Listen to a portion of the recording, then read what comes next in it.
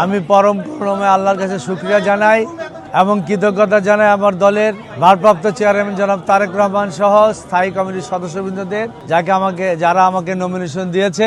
আজকে যাচাই বাছাই ছিল ঢাকা 11 আসনের, আর যাচাই বাছাই আনতে আমার নমিনেশন বৈধ হিসেবে ঘোষিত হয়েছে। আমি শুকরিয়া জানাই।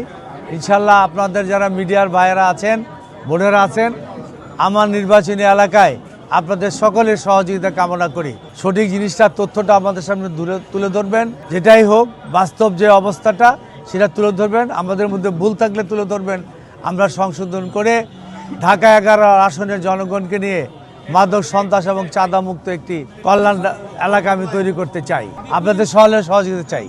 আই থিঙ্ক এটা বজায় থাকবে। একটা গণ অভ্যুত্থানের পরে আমরা বাংলাদেশে একটা নতুন পরিবেশ ফিরে পেয়েছি।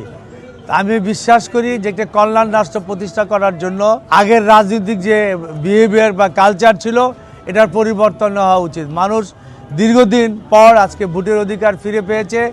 12ই ফেব্রুয়ারি প্রচুর লোক ভোট কেন্দ্রে যাবে। আমরা এলাকায় কাজ করছি। ইনশাআল্লাহ একটা সৌহার্দ্যপূর্ণ পরিবেশেই ঢাকা 11 অন্তপক্ষে আমি বলতে পারি আমরা নির্বাচনটা করবো ইনশাআল্লাহ, সকলকে মিলেমিশে নিয়ে।